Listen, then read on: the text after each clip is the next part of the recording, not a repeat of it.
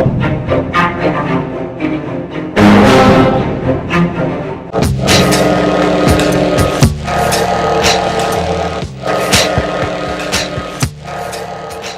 is Brian with ScreenFiles.com in review. I just finished watching the first season of Netflix's The Umbrella Academy, and this is a great show. I haven't read the comics myself, but it makes me want to read the comics. And for me, that's a crowning achievement, because oftentimes when I haven't read a book or a comic that a movie or show is based on, I don't particularly care. I'm kind of done. But I want to see more of The Umbrella Academy. And oddly enough, it reminds me of Suicide Squad. Mainly because the Suicide Squad said they were villains.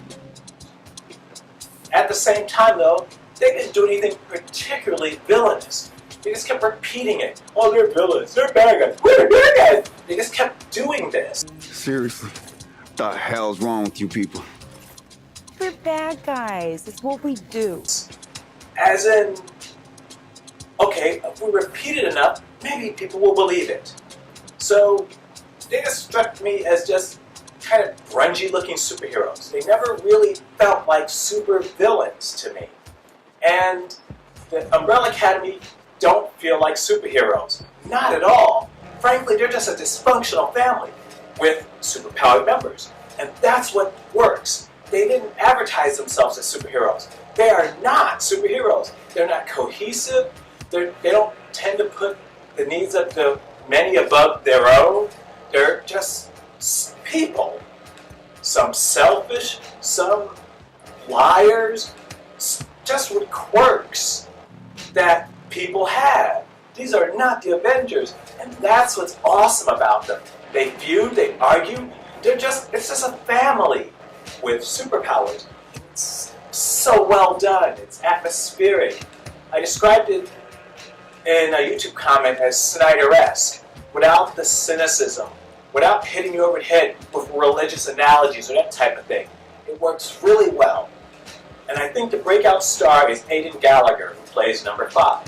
Reason being, he's playing an old man in a young person's body, and he does this so well because he seems to understand, or the director, I don't know where the performance comes from, I only know he's the actor. But in any case, he understands that to act like an old person, you don't necessarily stereotype an old person's behavior. You instead magnify certain traits that they have. For instance, old people tend to be very set in their ways, and I'm generalizing obviously, but old people tend to be very set in their ways, and they don't brook fools very well because they've lived long and they don't tolerate crap. They have very short fuses, and that's how Gallagher plays this character.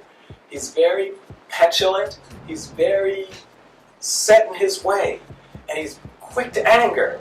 He's not very tolerant, and that's the way an old person, generally speaking, acts.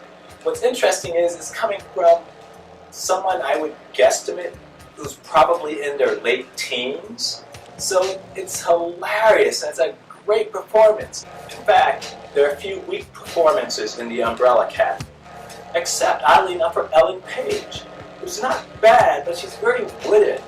And I understand the character has essentially been neglected by her father, and she feels lesser than compared to her superpowered brethren.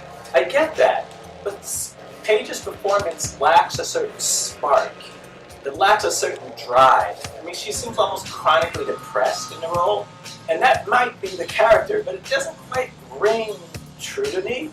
But other than that, great performances, interesting storyline. They fail a lot.